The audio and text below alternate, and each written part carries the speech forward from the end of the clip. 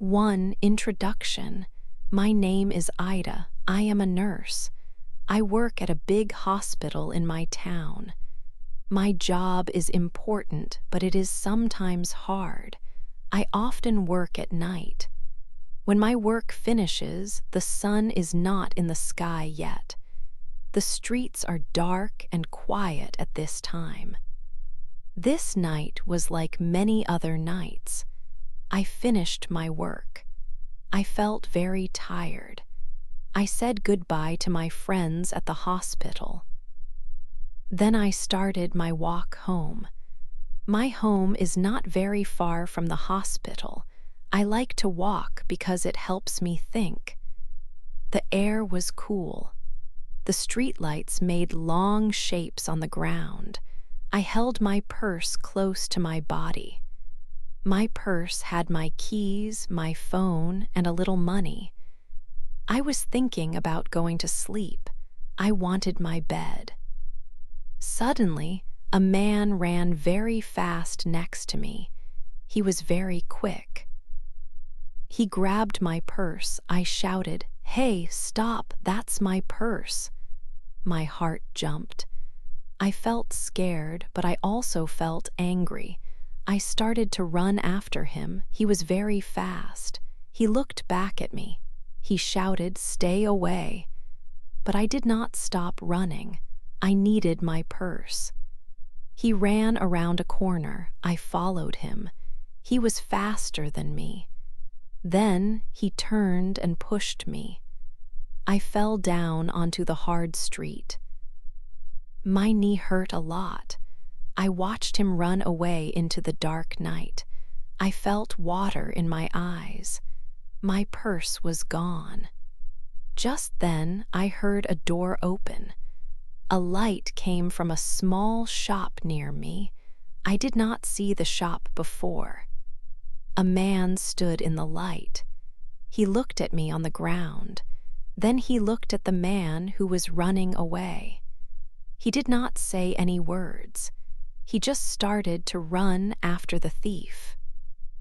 He was very fast. I sat on the cold ground. My knee felt sore, and I watched him go. I hoped he would be okay. 2. A kind helper. After some minutes, I saw the man coming back. He was walking now, not running fast like before. He had something in his hand. My heart beat quickly. Could it be? Yes, it was my purse. I stood up slowly. My leg felt a little stiff from falling. I could not believe he got it back. He came closer to me. His voice was calm and deep when he spoke. "Is this yours?" he asked. "Yes, yes, it is," I said loudly. I was so happy and surprised. Thank you very, very much." He gave me my purse. I opened it fast to look inside. My keys, my phone, and the little money were all there. Nothing was missing. I felt a big relief. Then I looked at the man who helped me. The light from a small shop nearby showed his face a little. He looked young, maybe about my age. He had kind eyes, but I saw something else. There was a small cut on his face near his cheek, and he was holding his arm carefully. "You are hurt," I said right away. My voice changed, like when I talk to patients at the hospital. "He hurt you." The man tried to smile. "It is nothing, really, just a small cut. The important thing is you have your purse safe." "No, it is not nothing," I said. "I am a nurse. Please let me look at the cut and your arm. You were so brave to run after him. It is the least I can do for you." He looked a little surprised when I said I was a nurse. "A nurse? Okay. Well, thank you," he said. He was still holding his arm, and I could see he was in some pain. He helped me so much. I felt it was important for me to help him now. He looked at his shop door, then back at me. "Come inside my shop," he said. "It is warm in there. You can look at your knee too if it hurts. It looked sore when you fell." I nodded my head. His shop was very close. It was kind of him to offer. I followed him towards the light and the open door. 3 warm coffee. Ida stepped inside Bill's shop. It was small and warm. The air was full of the smell of old books and fresh coffee. Books were everywhere she looked, high on shelves, piled on tables, even stacked on the floor in places. It felt cozy and a little messy. Bill turned on a small lamp, and the light was soft and yellow. On a small table in the corner, there was an electric kettle and 2 simple mugs. Come in," Bill said kindly. He pointed to a comfortable-looking chair. "Please sit down. Your knee looks sore." Ida nodded and sat. Her knee was starting to ache more now that the adrenaline was gone. "Thank you," she said again, "for inviting me in and for everything else." "My name is Bill, by the way," he said, offering a small smile. "I'm Ida," she replied. She opened her purse and found her small first aid kit. As a nurse, she always carried one. "Let me see your injuries," she said. Bill sat in the chair opposite her. He showed her his face first. There was a small, thin cut on his cheekbone. Ida took out an antiseptic wipe and cleaned it very carefully. Bill didn't move or make any sound. He just watched her with his blue eyes. Then he showed her his arm. There was a dark bruise forming on his forearm and a scrape on his skin. Ida cleaned the scrape next. "This scrape might be a bit sore tomorrow," she told him gently as she worked. "I can believe that," Bill said. He didn't complain. Ida put a small plaster over the cut on his cheek. She put a clean bandage on the scrape on his arm to protect it. "There," she said, finishing. "All done. Try not to bump it." Bill moved his arm carefully. "Thank you, Nurse Ida," he said. "You have very kind hands." Ida felt a little blush on her cheeks. "You were very brave to run after him," she said. "He shouldn't steal things from people," Bill said simply. He looked back at her knee. "Are you sure you are okay? Your knee looks like it might bruise." "It's just a bruise, I think," Ida said. "It will be fine with some rest." Bill stood up. "Let's have that coffee," he said. He filled the kettle with water and turned it on. While the water heated, he got the instant coffee and the 2 mugs ready. Soon, they each had a warm mug of coffee. They sat back in their chairs, holding the warm mugs. They talked for a little while. Bill told her that he owned the bookshop. He explained that he often stayed late, sorting and arranging the books. He was quiet when he spoke, but he listened very well when Ida talked. Ida felt a sense of calm wash over her. The scary events of the night seemed to fade away in this warm, quiet place. She felt safe with Bill. It was strange to feel this comfortable with a stranger she had just met, but she did. A connection, a feeling of ease, began to grow between them in the quiet bookshop, surrounded by stories. The night had started badly, but now, because of Bill, it felt different. It felt hopeful. 4 happy days. After that night, Bill called me the next day. He asked about my knee. I was happy to hear his voice again. Our unusual first meeting led to something new. A few days later, we went for a walk. It was in the park in the afternoon. The sun was bright. It felt very different from the dark street where we met. Bill was good to be with. He was quiet sometimes, but he said interesting things. He loved books very much. He told me about his favorite stories. I told him about my work as a nurse. I started to visit his bookshop often. Sometimes I went in the evening after my work if I finished early. We would drink coffee and talk for a little while. I liked being in his small, quiet shop. It felt warm and safe there, with books all around us. I learned that Bill was a kind man and he was strong. He made me laugh sometimes. My feelings for Bill grew stronger each day. I liked him very, very much. I think he liked me too.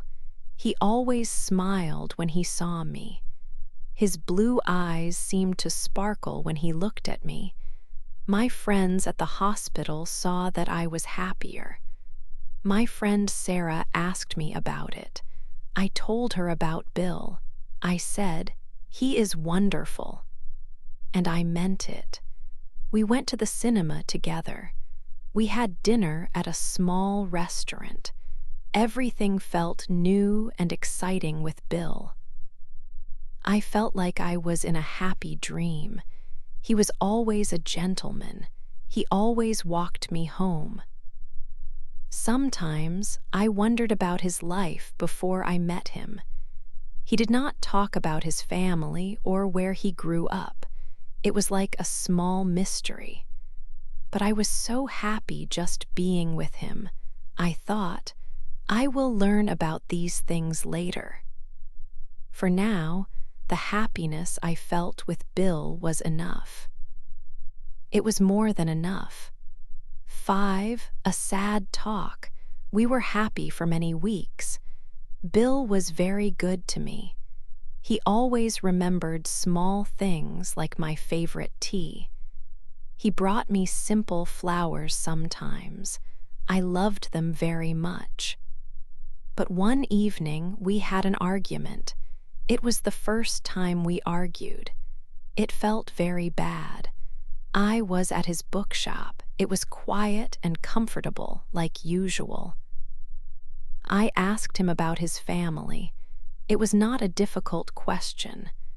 I just wanted to know more about him, about his past life. "Do you have brothers or sisters, Bill?" I asked him. He became very quiet suddenly. His face changed. He looked sad or maybe angry. I was not sure what the feeling was. "It's not important, Ida," he said. His voice was cold. This surprised me. "But I just want to know you better," I said softly. I felt confused. "Some things are better left in the past," he said. He turned away from me. He started to put books on a shelf. His back was to me. I felt a pain inside me in my heart. Why was he acting like this? Did he not feel safe with me? Did he not trust me? "Why can't you tell me, Bill?" I asked. My voice was a little louder now. "Are you hiding something from me?" He turned back to look at me. His blue eyes were not happy now. They looked dark and serious. I am not hiding anything. I just don't want to talk about it, he said. His voice was sharp like a knife. But why? I asked again. I needed to understand. People who care about each other share things. They talk about their lives. Maybe we care differently, he said. His words hurt me very much. They felt cold. I stood up slowly. Tears came into my eyes. I did not want him to see them. Maybe we do, I whispered. My voice was small. I quickly walked out of the bookshop. I did not look back at him. The walk home was very different that night. It was not warm and happy like walks before. I felt cold and alone. I felt very sad. Was this the end of my happy time with Bill? The thought made my heart hurt more. I cried myself to sleep that night. Bill did not call me. 6. So sorry. The day after our argument was long and quiet. I felt sad. I thought about Bill and what happened. I did not understand why he was so angry when I asked about his family. Maybe I should not have asked. Maybe it was too soon. In the evening, I was in my flat. I heard a sound at my door. Someone knocked. My heart started to beat fast. Was it Bill? I went to the door and opened it slowly. It was Bill. He looked tired. He had a small group of flowers in his hand. They were simple flowers, like the ones he sometimes brought me before. He looked at me with sad eyes. "Ida," he said softly, "can I come in, please?" I opened the door wider. He came inside. My small living room felt quiet after the argument. He gave me the flowers. "I am very sorry, Ida," he said. His voice was low. "I was wrong yesterday. I was rude. I should not have spoken to you like that. Please forgive me." I looked at him. His face showed he was truly sorry. "I was just confused, Bill," I said. "I didn't understand why you were angry." "I know," he said. "It is hard for me to talk about my past. It is not easy, but that is not a reason to be unkind to you. You did not do anything wrong." He took my hands. His hands were warm. He looked into my eyes. "Ida, I care about you so much," he said, "more than I can say in words." I felt a little happier now. "I care about you too, Bill," I said. He smiled a little. Then his face became serious again. He let go of one of my hands and put his other hand into his pocket. He took out a small box. It was dark blue and soft. My eyes became big. He opened the box. Inside there was a ring. It was a beautiful ring and it shone brightly. "Ida," he said. His voice was a little shaky now. "I know this is fast. I know there are things I need to tell you about my life, but I love you. I want to be with you always. Will you marry me?" My eyes filled with water, but they were happy tears. My heart was beating very fast. "Oh, Bill," I whispered. "Yes, yes, I will marry you." He smiled a big, happy smile. He took the ring and put it on my finger. It was the perfect size. We held each other for a long time. Then I looked at him again. "Bill," I said gently, "I love you and I want to marry you, but before we are husband and wife, I need to know about your past." I need to understand everything. Can you tell me?" He held my hands tightly. "Yes," he said. "I understand. I will tell you everything, I promise." 7. His hard life. A few days later, Bill was ready to share his story. We sat in his bookshop. The shop was closed and quiet. Only a small lamp gave light. The light made shadows move on the walls of books. Bill made tea. Then he started to talk. His voice was quiet. "My life was not easy when I was a child, Ida," he said. He looked at his hands. "My family did not have much money. My father left when I was very young. My mother worked hard, but it was always difficult." He told me he grew up in a difficult part of a big city. It was far from our town. He said he made some bad choices when he was a teenager. He was with the wrong friends. They didn't do good things. He didn't think about the future. He just lived day by day. He skipped school often. He was angry a lot. He felt lost inside. He didn't know what to do with his life. His mother was very worried about him. She wanted him to have a better life. But he didn't know how to find it. "One day," he continued, "I knew I had to make a change. I didn't want that life anymore. I saw an old man. He had a small bookshop. The shop was old and full of dust. The old man was kind to me. He gave me a job. It was a simple job at first. I cleaned the shop and put the books in order. He started to teach me about books. He showed me that there was another world, a better way to live." Bill looked at me. He smiled a little. "Books helped me, Ida, and that old man, he was like a father to me. He believed in me when no one else did. When he died, he gave me this shop. It was not a lot of money, but it was everything to me.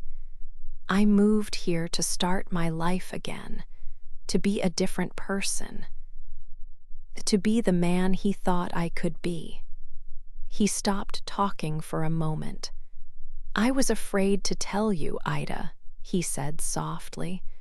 "I thought you might see me differently. I thought you might not want to be with someone who had a past like mine."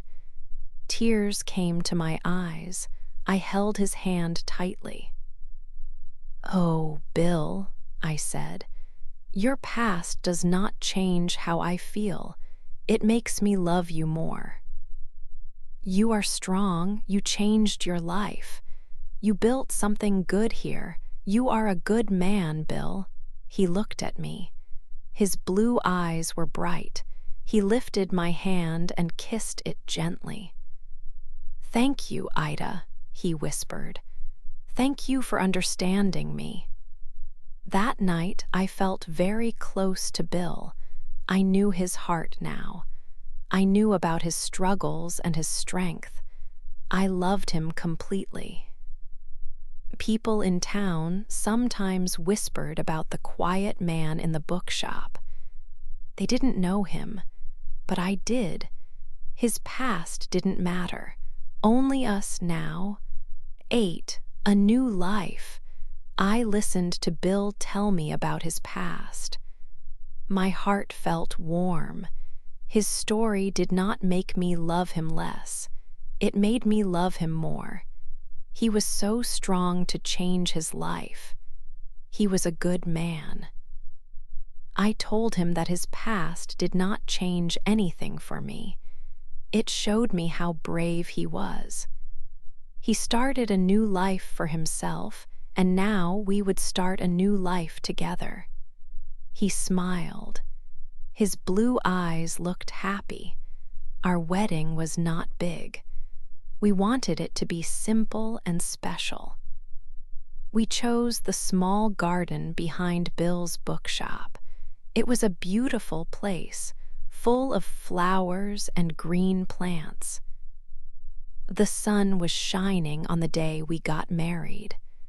My friend Sarah came and some friends from the hospital. Bill's friends were there too. They were quiet people who owned shops near his. Everyone looked happy for us.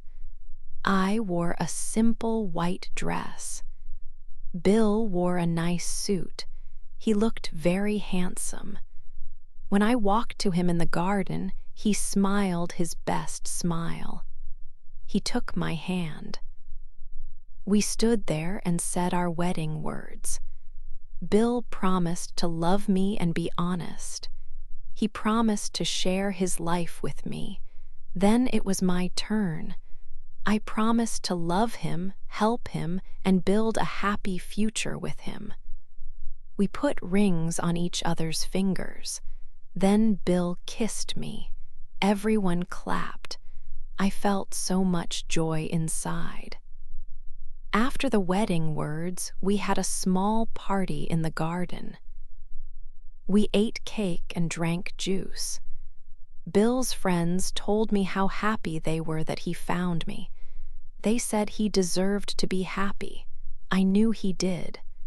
Later, when everyone went home, Bill and I sat on a small seat in the garden. The sun was going down. It was quiet and peaceful. "Are you happy, Ida?" Bill asked. He took my hand. He sometimes used my first name, not Mrs. Ida like before.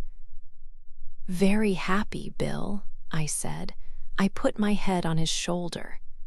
More than I ever thought possible. I thought about the night we met.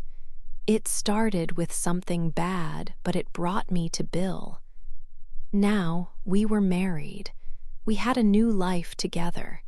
It felt like the first page of a wonderful new book. We would write the rest of the story together, chapter by chapter.